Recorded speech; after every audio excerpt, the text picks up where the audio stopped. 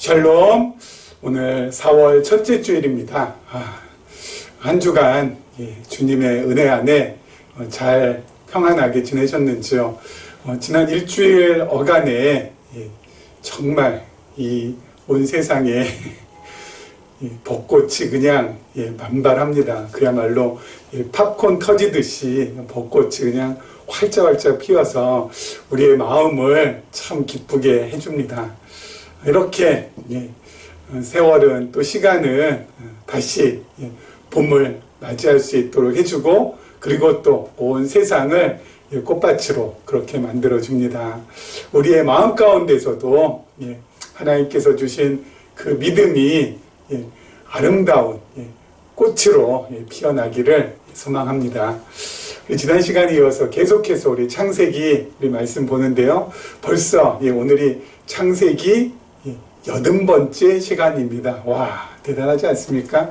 창세기 80번째. 이렇게 창세기 강론 80번째까지 함께 해주신 여러분에게 진심으로 감사드리고, 그리고 무엇보다 먼저 하나님께 이렇게 창세기를 강론할 수 있는 기회와 여건을 허락해 주신 것에 대해서 우리 감사드립니다. 계속해서 우리 창세기 강론 여러분들 마지막 창세기 50장까지 우리 함께 하기를 간절히 소망합니다. 드디어 야곱이요 라반을 떠나서 우리 가나안으로 돌아가게 됩니다. 우리 야곱이 20년 동안 우리 라반에게서 많은 어려움을 겪습니다. 어떻게 보면은 착취라고도 할 수 있고요, 또 사기를 당했다라고도 할 수 있고요. 아무튼 이런 여러 가지 어려움을 겪습니다. 하지만 하나님께서는 그 어려움 속에서도 야곱에게 우리 복을 베풀어 주셔서 우리 자녀를 우리 11명이나 낳게 해주시고, 그리고 또 우리 재산도 우리 많이 불어나게 해주십니다. 여러분 말씀드렸듯이요, 우리 구약과 신약 차이가 있다고 했죠. 구약과 신약의 차이가 있습니다. 우리 구약, 신약 차이가 어떤 것이냐면요, 구약에서의 복이라 라고 하면은 어떤 것입니까? 눈에 보이는 복입니다. 가시적인 것이고요, 그리고 모형적인 것이고, 그리고 일시적인 것입니다. 구약의 복은 좀 가시적으로 자녀도 그냥 엄청나게 많이, 그리고 또 재산도 엄청나게 많이, 그리고 또 이것은 모형적인 복입니다. 이게 실체가 아니라 모형으로서 보여주는 복이고요. 그리고 일시적인 것입니다. 이건 영원적이나 영구적이 아닌 것이죠. 그러면 신약에서의 복은 바로 뭡니까? 이것은 가시적이지만 이것은 불가시적 또는 비가시적. 뭐가 날까요? 아무튼 불가시적. 불가시라고 하나요? 비가시라고 하나요? 비가시적이라고 하는 게 더 나을 것 같습니다. 눈에 보이지 않는 거죠. 그리고 이거는 실체적인 것이고, 그리고 이건 영원적인 것입니다. 그렇죠? 복이라고 하면은 여기는 눈에 보이고, 그리고 모형적이고, 그리고 일시적인 것이지만 이거는 진짜 실체적이고 영원적이고 비가시적인 것. 그래서 신약에서의 복은 바로 뭡니까? 신약에서의 복은 우리 안에 임한 하나님의 나라. 그렇죠. 그리고 그 하나님의 나라가 우리 안에 임해서 우리 마음 가운데 감사와 기쁨이 넘치는 그 자체가 바로 신약에서의 복입니다. 신약에서의 복은 다른 것이 아니죠. 이게 바로 어떤 복이에요? 신령한 복이라고도 하고, 영적인 복, 영원적인 복이라고도 합니다. 그러니까 구약과 신약의 차이가 있습니다. 구약은 가시적, 모형적, 일시적. 신약 비가시적, 실체적, 영원적. 근데 우리가 착각하는 것 가운데 하나가 구약의 복을 신약의 복으로 여기게 되는 이 착각이 또 엄청나게 일어나서, 그야말로 기독교가 이 기복주의적인 성향을 많이 띠게끔 만들었죠. 여러분, 구약의 복은 신약의 복이 아닙니다. 구약의 복하고 신약의 복하고는 이러한 차이가 있고요. 하지만 한 가지 또 공통점이 있습니다. 신약과 구약의 복의 공통점, 바로 뭐라고요? 주권적 은혜로 주어진다라는 거. 하나님의 주권적 은혜로 주어진다. 여러분, 야곱이 이렇게 뭐 자녀를 많이 낳고, 그리고 또 이렇게 재산이 많이 불어나서 거부가 되고 하는 이게 야곱이 하나님을 잘 섬기고, 잘 따르고, 잘 믿고, 하나님 사랑하고, 막 이래서 하나님께서 복을 주신 것이 아니라는 거잖아요. 우리가 잘 알다시피, 예. 야곱은 어땠습니까? 아버지를 기만하고 형의 복을 가로챘습니다. 그렇죠? 그렇지 않습니까? 그야말로 아버지를 갖다가 기만하고 형을 속이고, 예. 이런 것들. 그리고 아내를 넷이나 얻었던 것들. 어떻게 보면은, 예. 형편없는 사기꾼, 윤리적으로 도덕적으로 흠이 많은 야곱. 그런데 하나님께서는 어때요? 주권적 은혜로, 주권적 은혜라는 건 뭐야? 하나님의 일방적으로, 하나님께서 그냥 베풀어 주시는 은혜, 하나님의 주권으로 그냥 주시는 은혜, 내 마음이야 라고 하면서 주시는 그 은혜로 어때요? 복을 받게 됐다라는 것이죠. 그렇죠? 이건 우리도 똑같습니다. 우리가 언제, 하나님을 찾고 하나님 아니면 안 됩니다. 예, 하나님 없으면 안 됩니다. 예, 하나님 제발 나를 붙들어 주세요. 뭐 언제부터 이랬습니까? 그렇죠? 우리도 도덕적으로 윤리적으로 흠결이 너무너무 많은 사람들이 있죠. 예.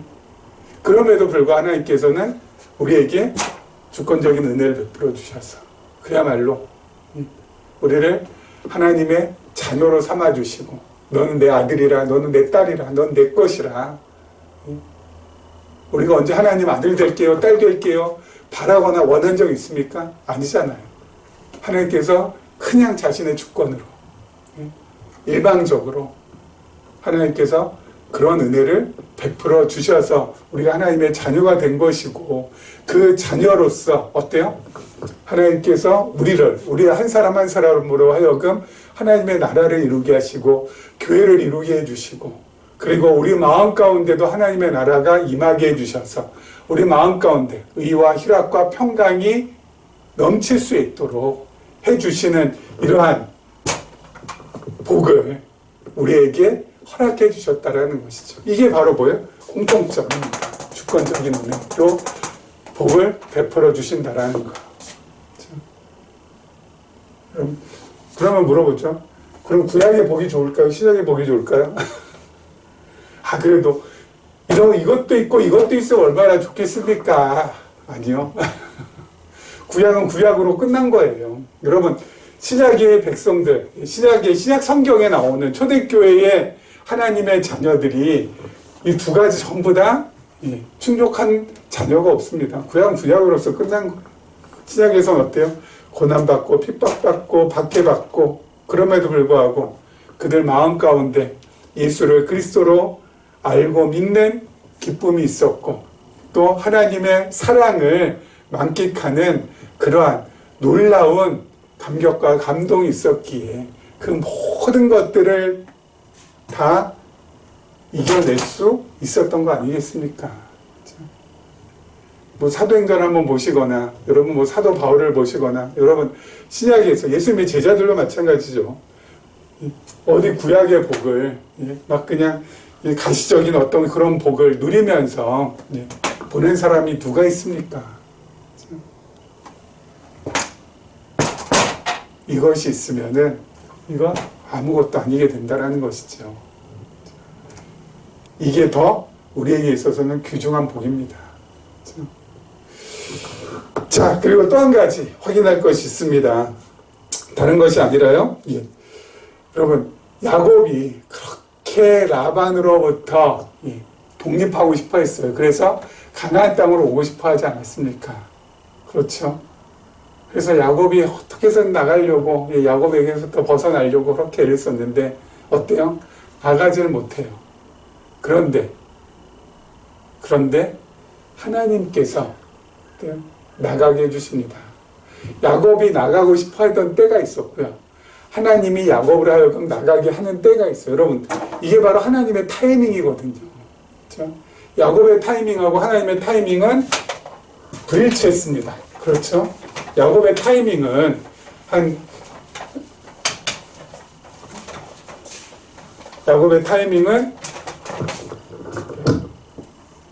이때쯤.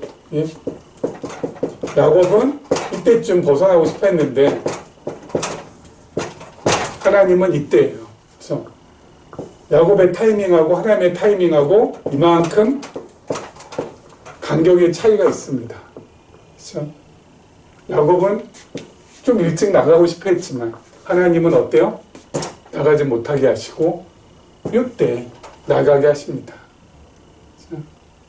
왜 이런 말씀을 드리냐면요, 여러분, 하나님께서 되게 하시는 것은 되는 것이고 하나님께서 안 되게 하시는 것은 안 되는 겁니다. 이거를 우리가 좀 저렇게 알았으면 좋겠어요. 여러분, 야곱이 이때 나가고 싶다고 바득바득 아무리 우긴다고 해도 어때요? 나갈 수 있어요? 없어요? 야곱은 이때 하나님께서 정하신 이때가 바로 타이밍인데 이때 절대 나갈 수 없어요. 바득바득 우기고 내가 나가겠다라고 아무리 발버둥 쳐도 어때요? 못 나가요. 이때가 돼야 나갈 수 있다고요. 제가 늘 말씀드리잖아요.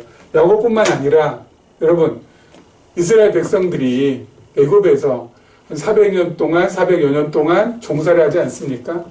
나가고 싶다고 400년이 아직 안 됐는데 한 300년, 350년 됐는데 이제 좀 보내달라고 아무리 아우성 쳐봤자 나올 수 있냐고요. 출애굽이 되냐고요. 안 돼요. 하나님께서 정하신 때가 와야, 타이밍이 와야 어때요? 나갈 수 있어요. 바벨론 포로로 잡혀간 이스라엘 백성들 70년이 안 찼는데도 불구하고 나가겠다고 돌아가겠다고 아무리 길을 쓰고 그냥 독립만세 부르고 해봤자 어때요? 안 된다고요.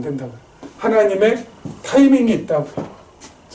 하나님이 되게 하시는 것은 되고 안 되게 하시는 것은 안 되는 거예요. 근데 우리는 어때요? 이것을 어떻게 해서든지 나의 타이밍에 맞추려고 그냥 귀엽고 뿌득뿌득 안 되는 것 되게 하려고 그렇게 애를 씁니다. 다 뭐라고요? 헛수고라고요. 반대로 될 거 안 되게 하려고 또 그렇게 또 헛심을 씁니다. 그것도 어때요? 안 돼요.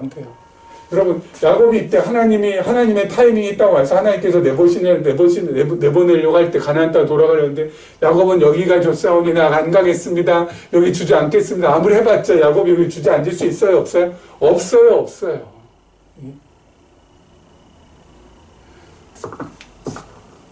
범사의 그를 인정하라.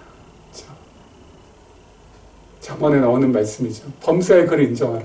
그럼 범사의 그를 인정하라. 범사 하나님을 인정한다는 것은 바로 뭡니까? 다른 게 아니라 바로 이겁니다. 그렇죠? 하나님께서 안 되게 하는 일 내가 되게 하려고 팍팍 우기는 거, 그거 하지 말라는 거. 하나님이 되게 하시는 일 내가 안 되게, 하나님이 되게 하시는 일 내가 안 되게 하려고 방해놓고 회방하고 허물해봤자 뭐라고요? 그건 헛소용이고 헛수고라는 거. 범사에 하나님을 인정하는 삶이라는 것은 하나님께서 되게 하시는 것은 뭐예요? 감사로 받아들이면 되는 거고 안 되게 하시는 것은 뭐예요? 이것도 감사로 받아들이면 되는 거예요. 그냥 어떻게 해서는 어떻게든 그거 아니라고요. 그거 아니라고요. 하나님 막으시면은 여러분 아무런 방법을 쓰고 아무런 수단을 써도 소용없는 거라고요. 하나님께서 풀으시면은 내가 아무리 막으려고 애를 써도 어때요? 안 되는 거라고요. 그렇죠? 그래서 여러분, 범사에 하나님을 인정하는 삶, 범사에 하나님을 받아들이는 삶, 이렇게 살아야 뭐라고요? 비로소 아까 하나님의 은혜가 우리 안에 임하게 되고 하늘의 복이 우리 안에 임하게 돼서 우리 안에 감사와 평안과 기쁨 간직하면서 살아갈 수 있다고요. 그렇죠? 자, 우리 지난 시간에 이어서 계속해서 우리 보도록 하겠습니다. 자, 우리 1절이네요. 1절부터 우리 3절 말씀까지 보도록 하겠습니다. 1절부터 3절입니다. 야곱이 라반의 아들들이 하는 말을 들은즉 야곱이 우리 아버지의 소유를 다 빼앗고 우리 아버지의 소유로 말미암아 이 모든 재물을 모았다 하는지라. 야곱이 라반의 안색을 본즉 자기에게 대하여 전과 같지 아니하더라. 여호와께서 야곱에게 이르시되 내 조상의 땅 내 족속에게로 돌아가라. 내가 너와 함께 있으리라 하신지라. 자, 20년 전에 야곱이요 부모 품을 떠나서 하란으로 갈 때 우리 베델에서 돌베개 베고 잠잘 때 하나님께서 그때 야곱에게 현현하셔서 나타나셔서 세 가지 약속을 해주셨죠. 첫 번째 약속이 무엇이었죠? 내가 너와 함께 하겠다는 것. 두 번째, 내가 어디로 가든지 내가 너를 지켜주겠다는 것. 그리고 마지막 세 번째가 다시 이 가나안 땅으로 돌아오게 해주시겠다라는 이 세 가지의 약속을 하나님께서 야곱에게 하시지 않았습니까? 근데 하나님께서 첫 번째 약속 지켜주셨죠. 하나님께서 라반 내 집에서 야곱이 고생하는 동안에도 하나님께서는 함께 하셨어요. 야곱을 떠나신 적이 없었고요. 그리고 야곱이 어디를 가든지 간에 하나님께서 지켜주셨어요. 그렇죠? 야곱이 무슨 일을 만나든지 간에 하나님께서 지켜주셨다고요. 그리고 이제 하나님께서 마지막 세 번째 약속을 지키시려고 합니다. 여러분, 지난 20년 동안 야곱이 라반의 집에서 메소포타미아에서 하란에 머무르는 동안 하나님의 약속은 죽지 않고 그대로 살아있어서 야곱에게 임하게 됩니다. 야곱에게 그대로 임하게 돼요. 그리고 하나님께서 이제 드디어 어때요? 야곱을 어디로요? 가나안 땅으로 다시 돌려 보내겠다고 하신 그 약속을 지키시려고 하고 있다고요. 근데 여러분, 야곱에게 하신 이 약속을 지키시기 위해서 하나님께서 어때요? 두 가지 방법을 사용하십니다. 첫 번째는 우리가 잘 알다시피 야곱으로 하여금 자녀도 많이 낳게 해주시고 그리고 재산도 많이 불어나서 거부가 되게 하십니다. 부자가 되게 하십니다. 야곱의 입장에서는 너무너무 참 감사한 일이 아닐 수 없죠. 그리고 또 한 가지 무엇입니까? 또 한 가지는 도저히 야곱으로 하여금 라반의 집에 머물 수 없도록 해주세요. 오늘 말씀에 나온 대로. 그렇죠? 여러분, 이 라반의 아들들, 사촌이죠. 이 사촌 형제들이 야곱을 시기하고 질투합니다. 우리 아버지 재산 다 뺏었던, 이건 완전히 오해죠. 빼앗긴 뭘 빼앗아요. 나무 껍질 이렇게 쫙 벗겨가지고, 그럼 양떼나 염소에게 두면은, 어때요? 아롱진 것, 검은 것, 그리고 얼룩진 것, 새끼가 태어나는데 이거 어떡하라고. 그래서 다 누구 것이 돼요? 야곱의 것이 되니까. 이거 어떡하라고. 하나님께서 기가 막힌 방법으로 야곱의 편이 되어주시는데 이걸 누가 막을 수 있겠어요? 아무튼 야곱이 분명히 우리 집 종살이가 물론 종은 아니지만 종 아닌 종으로 살아가는 정말 하잘것없고 보잘것없는 저 인간인데 어떻게 우리보다 더 재산이 더 많아질 수 있느냐 이거죠. 시기 질투가 나서 또 라반도 안색이 변했다는 거죠. 전에는 어때요? 그냥 야곱이 그냥 자기 재산 불어나게 해주니까 그냥 좋아가지고 그냥 이렇게 했지만 이제는 어때요? 야곱의 재산이 더 많이 불어나는 걸 보고 당연히 안색이 바뀔 수밖에 없죠. 그렇죠? 여러분, 야곱이 이러한 어려움 그리고 이러한 고난의 과정을 통하여서 하나님의 뜻이 어때요? 이루어지게 됩니다. 하나님의 약속이 지켜지게 된다고요. 결국은 야곱이 도저히 머물 수가 없게 되죠. 여러분, 아니 형제들이 막 시기 질투 막 하고 그리고 외삼촌이 그냥 안색이 딱 변해 있는데 거기 있는 건 그야말로 가시방석 위에 앉아 있는 거하고 다름이 없지 않겠습니까? 그러니까 야곱이 돌아갈 수밖에 없는 환경으로 내몰리는 거죠. 하나님의 약속, 하나님께서 야곱에게 하신 약속을 지키시기 위해서 지금 이러한 섭리를 이루어 가시는 거죠. 여러분, 하나님의 약속은 반드시 지켜집니다. 하나님의 약속은 살아있어서 반드시 지켜집니다. 여러분, 우리도 마찬가지 아니에요? 하나님께서 여러분, 우리와 함께 해주신다는 거 약속하셨잖아요. 그렇죠? 예수님 보내줄 때 그 이름을 임마누엘이라고 그렇게 이름을 붙여줄 만큼 당신이 우리와 함께 하시겠다는 거 아니겠습니까? 하나님이. 그렇죠? 그 약속. 여러분, 우리가 예수를 그리스도로 알고 믿고 하나님의 자녀가 된 이후로 하나님께서 우리를 떠난 적이 한 번도 없으시잖아요. 그 약속 정말 신실하게 지켜주셨고, 그리고 우리가 어디를 가든지 우리를 지켜주시겠다는 거. 영적으로, 그리고 또 현실적으로도. 그것도 역시 어때요? 여태까지 계속 지켜주셔서 우리가 오늘 이 시간 이 자리에 이렇게 나오지 않았습니까? 그리고 마지막 약속.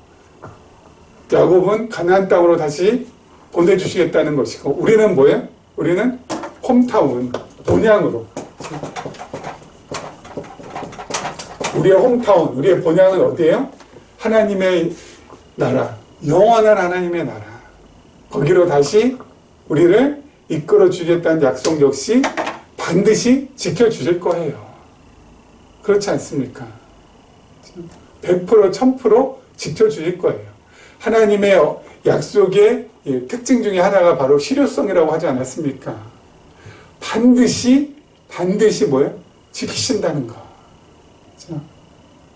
근데 우리는 정말, 저도 그렇고 여러분도 그렇고 다 똑같아요. 자, 우리는요 참 어리석고, 그리고 미련하고 무식하고 무지해서, 특히 저는 더 우리가 이 땅에 태어나서 언젠가 직장을 마쳐지게 되겠죠. 이 땅의 삶을. 자, 근데 여기 있습니다. 현재. 그러면 태어나서부터 지금까지 살아온 인생을 되돌아보면은 어때요? 하나님께서 약속하신 것을 뭐예요? 지켜주셨어요. 그렇죠? 말씀드립니다. 하나님 한 번도 나를 떠나신 적 없고, 하나님 한 번도 나를 지켜주시지 않으신 적 없잖아요. 그래서 지금까지 우리가 어때요? 하나님의 은혜 가운데 우리의 과거가 그렇게 진행이 됐습니다. 그러면 지금 역시 어때요? 하나님께서는 그대로 진행시켜 주실 거라고요. 그리고 앞으로는 어때요? 앞으로도 마찬가지겠죠. 근데 우리의 한계, 아까 말씀, 우리의 미련함, 우리의 어리석음, 우리의 무지함, 무식함, 뭐예요? 여기까지는 되는데 과연 될까? 이게 우리의 어리석음, 연약함, 무식함, 무지함.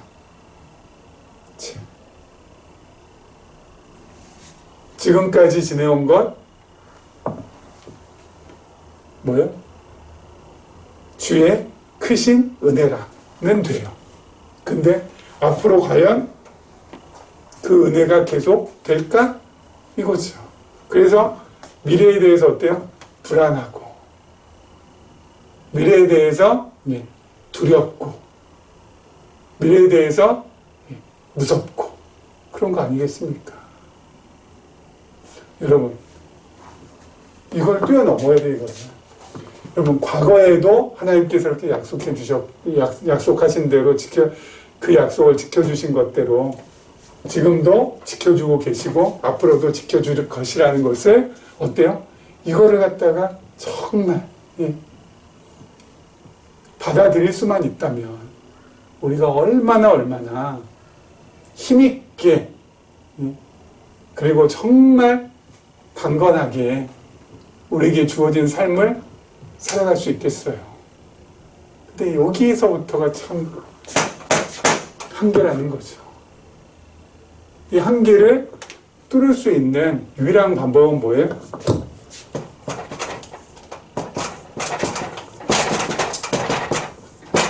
여호와 하나님을 기억하는 거. 나에게 베풀어 주신 그 은혜를 좀 제발 좀 기억하라는 거. 그래서 신명기에서는 어때요? 기억하라, 기억하라, 기억하라. 이스라엘 백성들에게. 내가 너희를 애굽으로부터 인도해낸 여호와 하나님이다. 이제 가나안 땅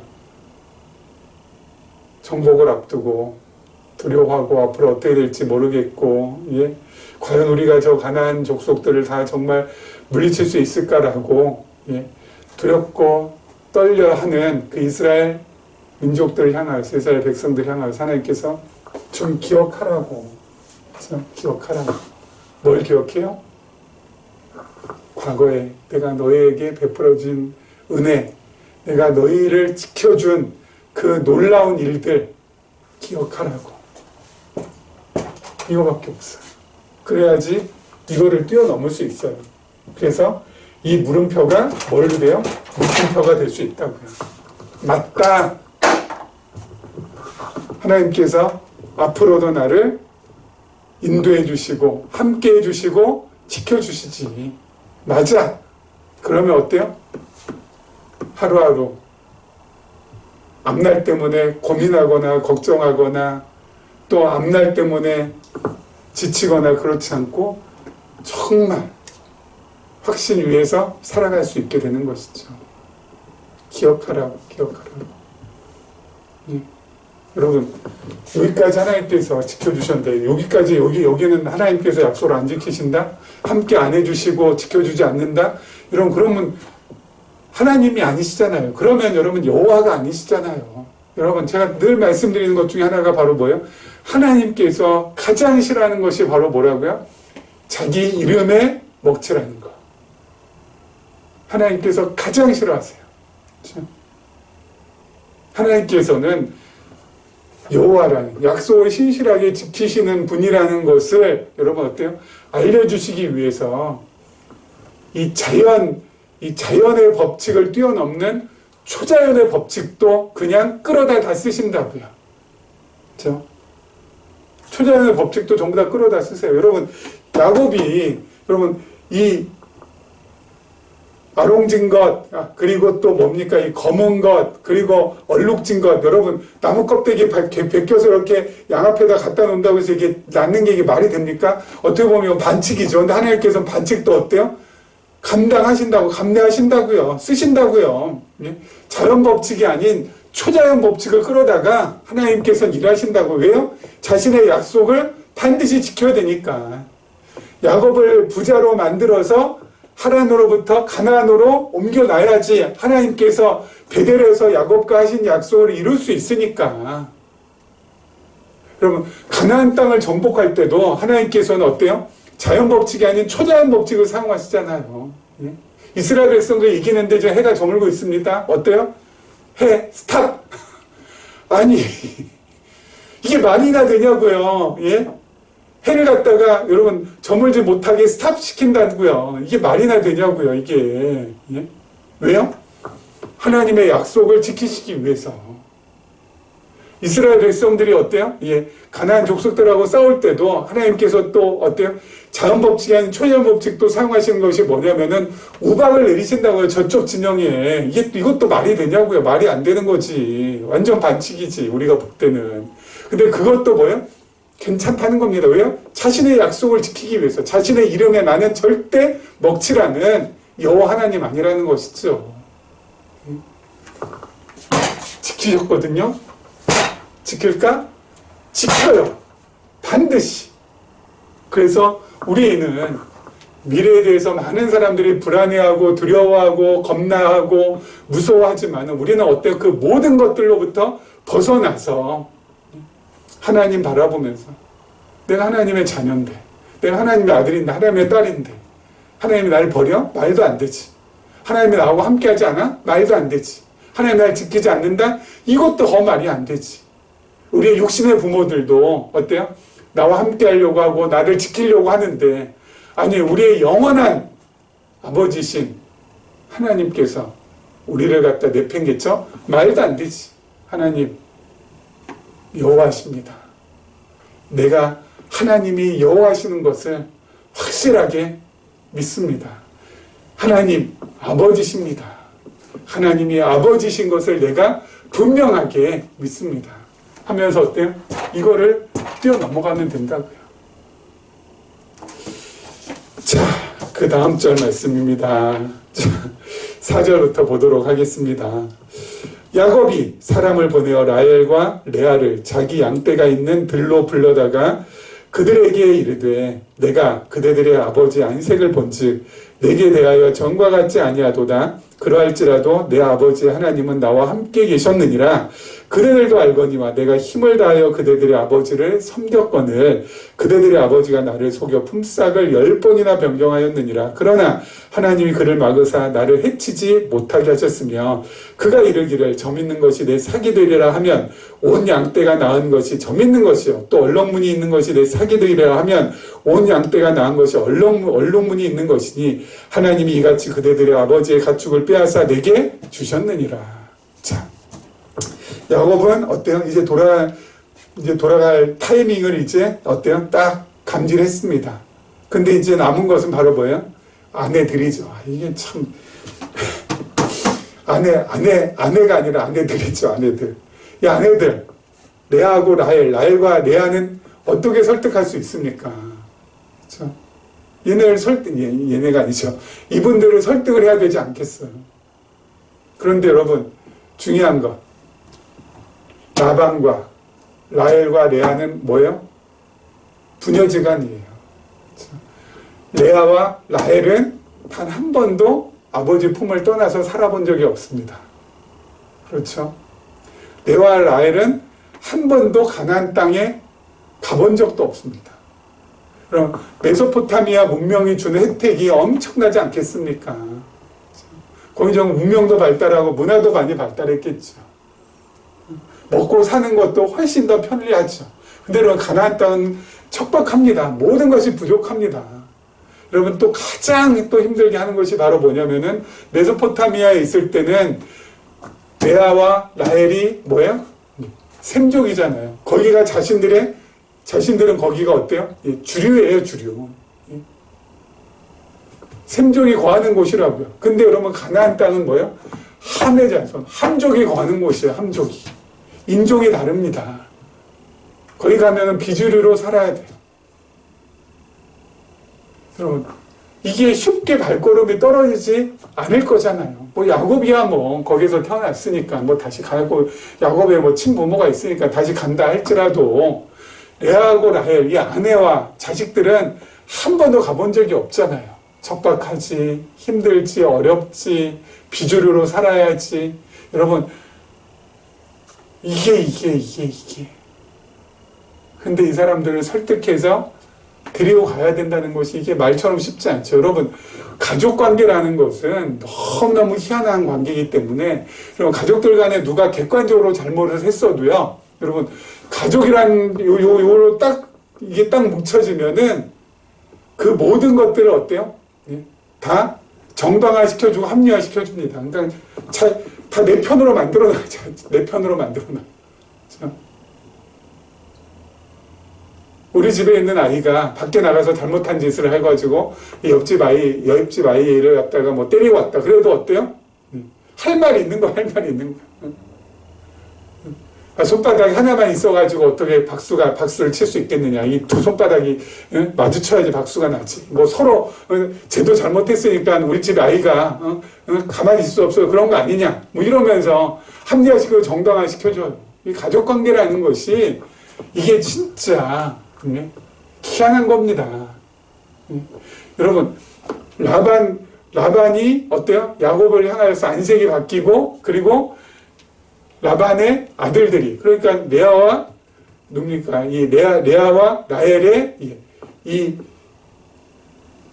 누구라고 해요? 오라버니와 또 남동생이라고 해야 될까요? 이 야곱에게 시기 질투했다. 그래도 라헬하고 레아 입장에서는 야곱보다는 아버지 편을 들어줄 수 있는 확률이 더 크고요. 그리고 남동생이나 또는 오라버니의 편을 들어줄 확률이 더 크다는 것입니다. 그렇지 않겠어요? 그런데 놀라운 일이 벌어집니다. 야곱이 어때요? 구구절절하게 당신들 아버지한테 내가 속아가지고 20여 년 동안이나 그야말로 열심히 최선을 다해서 종살이하고, 그리고 또 그럼에도 불구하고 당신의 아버지는 나에게 품삯을 10번이나 바뀌고 자기 손에 절대 안 보고 그랬다.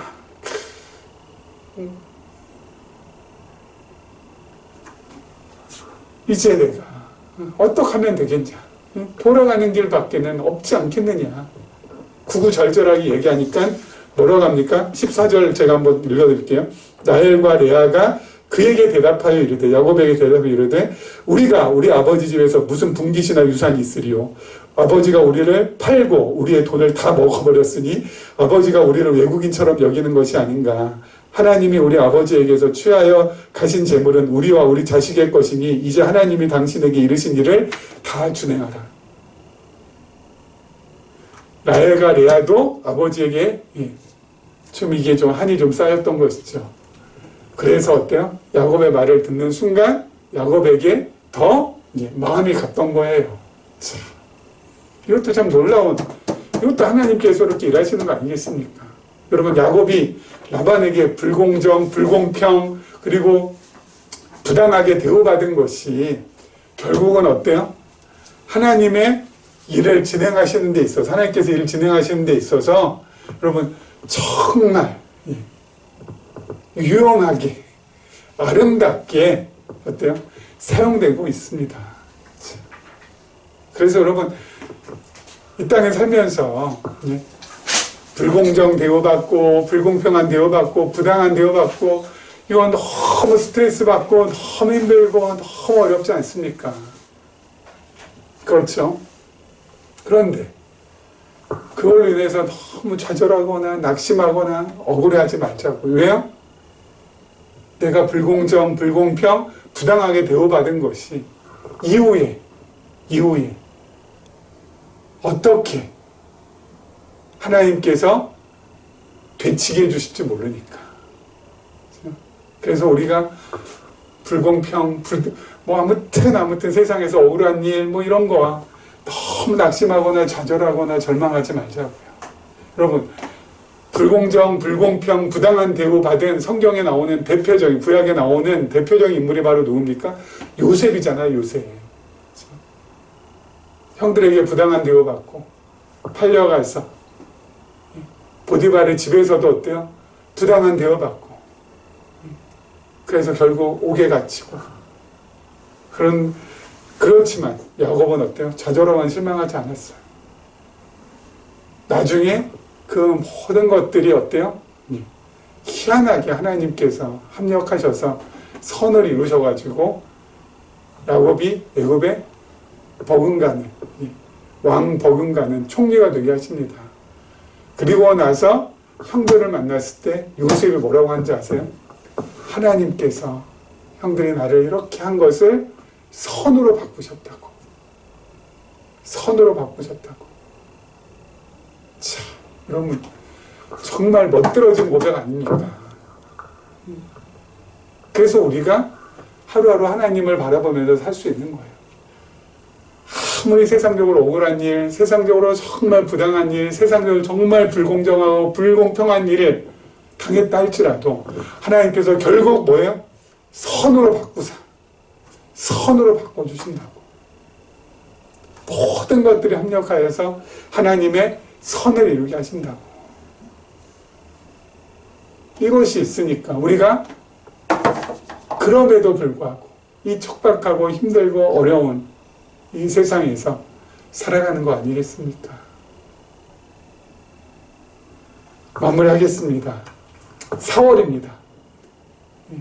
봄꽃이 정말 우리의 이 눈과 그리고 우리의 마음을 즐겁게 하는 그러한 계절이 돌아왔습니다. 그럼 봄꽃을 만끽하시면서 하나님의 은혜도 함께 만끽하는 여러분이 되었으면 좋겠습니다. 말씀과 더불어서 우리가 하루하루 살아가는 그러한 모습을 하나님께 보여드린다면 이 멋진 계절 더 멋있게 살아갈 수 있으리라 확신합니다. 이런 은혜가 우리 모두에게 함께하기를 주님의 이름으로 축원합니다.